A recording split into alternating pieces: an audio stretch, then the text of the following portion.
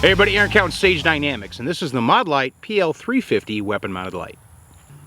In the past couple years, we've seen an explosion in output and performance from handheld lights, rifle-mounted lights. But handgun lights have been a little bit lacking, and mainly that's due to battery technology. There's only so much brightness, candela, and lumens you can get out of a single 123 or two 123, so a 3 volt or a 6 volt package. You really need a 9 volt package or a 12 volt package to really boost that candela and that lumen output from a handgun-centric light, or really any light, over what you can get out of rechargeable batteries like 18650s and 18350s, because they pack a little bit more voltage and considerably more punch, runtime, arguably, than what you're going to get from a disposable battery.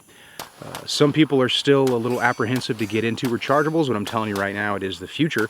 And pretty soon, most, if not all, of your high-quality, self-defense focused lights are going to be rechargeable, because that's where the output is. There's just not anything else we're going to be able to squeeze out of those disposable 123s, AA's, AAA's. So they may be relegated to night vision and optics, but when it comes to lights, we're going to see almost everybody, especially those people who make quality lights, go to the rechargeable systems. The first foray, if you will, into a high-quality weapon-mounted light is the Modlite's PL350, which is powered by, it's in the name, an 18350 battery front-load system. And this light has been a little bit controversial for a couple of reasons once the information about it got out there. One being, when's it going to be released, when's it going to be released, when's it going to be released. I'm kind of the mind of, don't rush things. You don't have to be first, you just have to be best.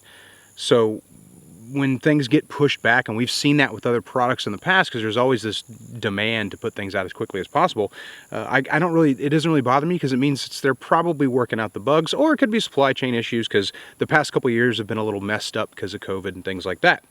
So the PL350 is almost here as of the showing of this video, to be released in a couple of days.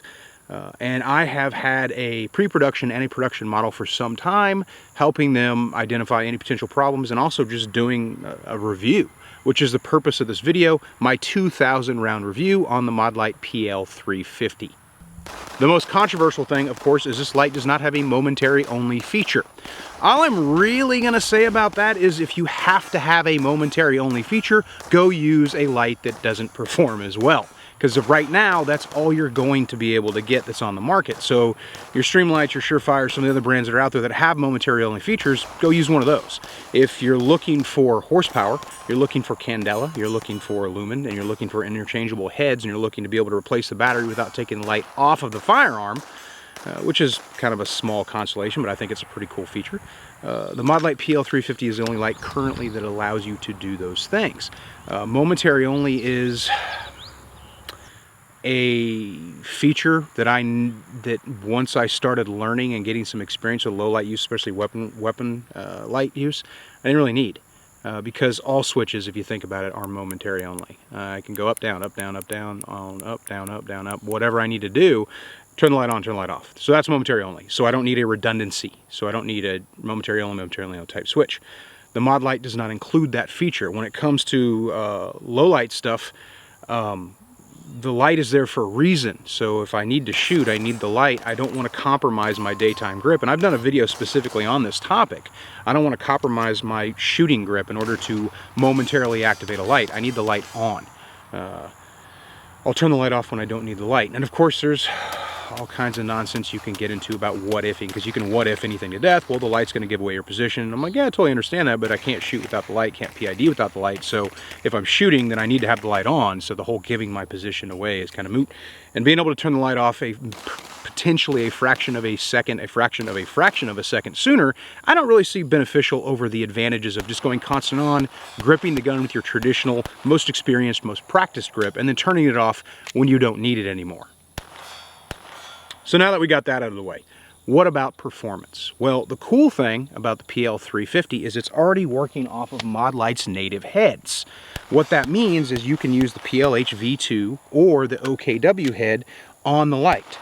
If you're not familiar, the OKW is more of a long-range head. It gives you 680 lumens, but you're getting 69,000, approximately 69,000 candela. A more, I guess, multi-purpose or general use light head is the PLH V2, which provides you with 1350 lumens, 54,000 candela. Both heads serve very, very well. I'm OKW centric. I use that on pretty much everything. Being able to finally get really good PID with a handgun weapon light is like an amazing thing. When I first took the PL350 to the range, I had an OKW head on it. I set up some PID targets at distances which other weapon lights I've used recently, up until recently, had been using all the time. They don't give me the PID I want, especially when I get outside of that artificial range environment of a lot of the times when you shoot low light, the range is completely dark and without light you can't see anything at all, which isn't super realistic. Yes, those situations can exist, but more realistically there's going to be some kind of ambient light, and in more urban settings your potential threat or your actual threat may be backlit or side lit by storefront windows, overhead lights, cars, headlights, passing traffic, courtesy lighting on houses, any number of potential lighting systems, that ambient light or that light pollution.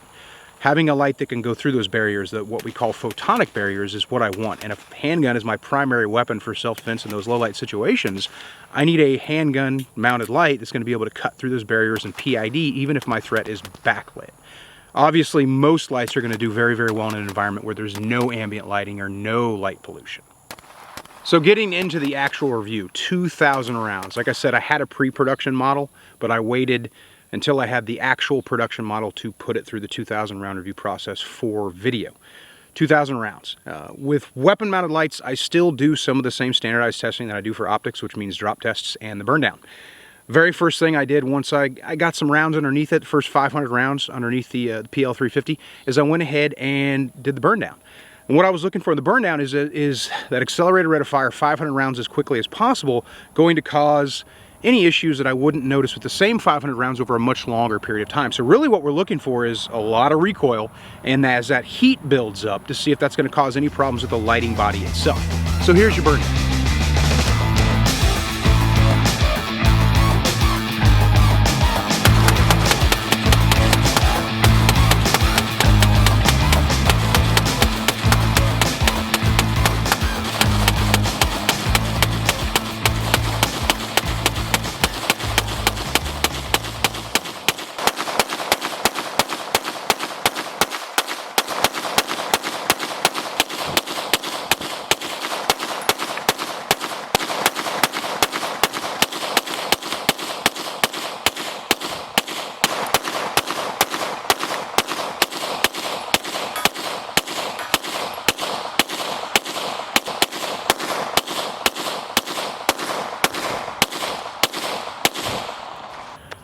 First to last round, no issues whatsoever on that burn down. Performed very, very well. I kept it on throughout the burn down process to see if there's going to be any kind of flickering or anything like that, and I was happy to notice none. And that's exactly what I'm looking for. Weapon lights should not be susceptible to that shock. And one of the problems that we've seen with weapon lights in the past, especially handgun weapon lights, because of the way that the G-forces are different on handguns versus rifles, is that recoil can cause battery connection issues or connectivity issues, even if your cap's just a little loose, and depending on which type of battery you're using, because there's 18 350s out there that have like a nipple top and some that don't.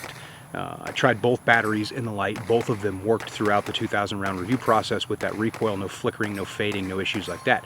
The switching is very intuitive. It's got kind of a force to overcome, a little like almost like a detent click. You can hear it when you manipulate the light, but it's not stiff like what we've seen from some other weapon lights, and it's a downward or an upward motion, which I think is a little bit more natural than like an inward press or a forward press like we see with some other lights. The switching is easy to manipulate, and the cool thing about it is it uses the Filster arc system.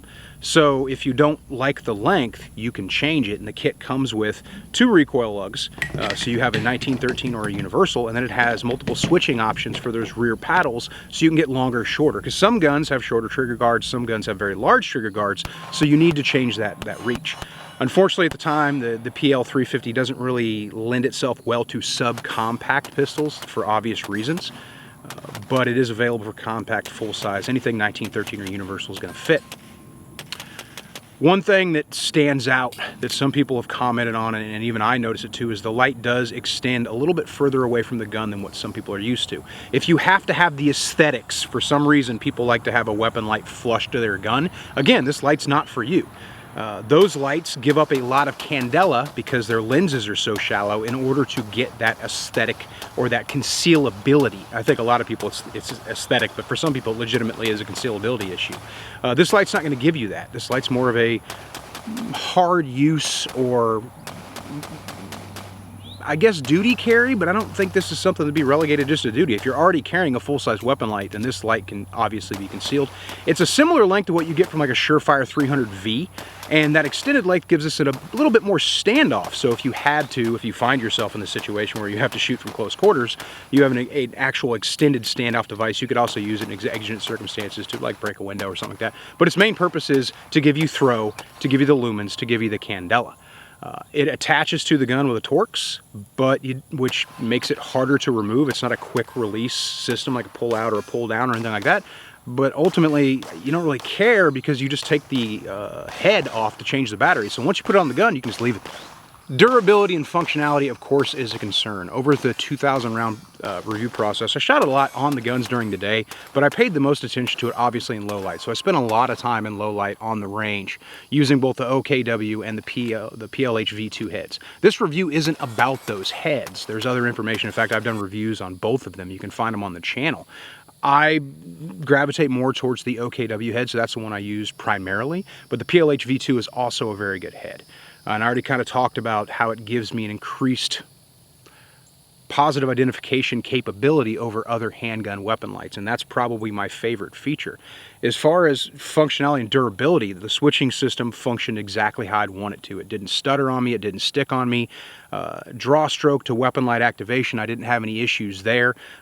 Some switches can be stiff, or if you hit them just right, they don't work because maybe there's some internal friction that shouldn't be there based on manufacturing design or process.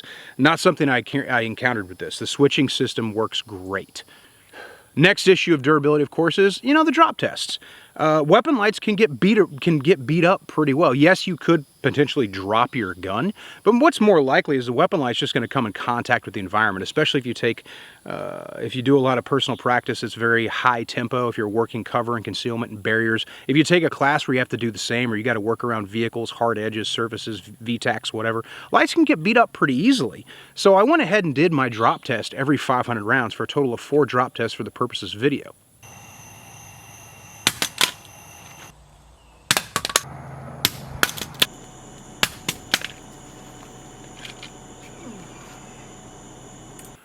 First to last drop, the light's functionality was fine, which is kind of what I expected, but I wanted to put it in the video just so you guys could see those 4 shoulder height drops with the added weight of the handgun. No issues with the body itself, or even though this review isn't about the heads because I've already done videos on that, with the light heads either. So the final question is, what do I think about the Modlite PL350? I'm glad it exists. I can't wait to get more of them and start to replace some of my last generation of lights, because as of right now, this light is the first in the next generation of weapon mounted lights that are handgun centric. It's giving me what I've been looking for a very long time, which is a lot of output from a handgun, because I don't think a handgun should be like, well, you won't need to see that far. I may not shoot a target in low light at 25 yards, but I want the light to be able to PID it for me so my brain doesn't fill in that missing information. From a law enforcement or a self-defense perspective, we see a lot of mistake effect shootings happen in low light. Granted, mistake effect shootings aren't as common as some people would have you believe that they are, but they do happen. And when they do happen, it's usually in low light settings, and it's usually because of a lack of light or light that cannot overpower the ambient light pollution in the environment. So now I have a light that I can use with a higher degree of confidence for those longer distance identifications, or being able to overcome photonic barriers, light pollution at closer distances. I also have a greater ability to remove my bad guy's visual horizon with more and more ambient light, even as distance increases. As with all things, there's going to be a preferential issue based on previous experience or lack thereof.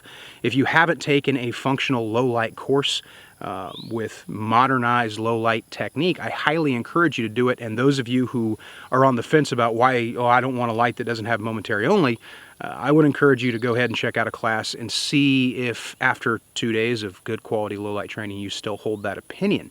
If you do hold that opinion, like I said in the beginning of the video, this light's not for you. It's for those of us who never minded lights that had momentary only on them, but we really didn't use it.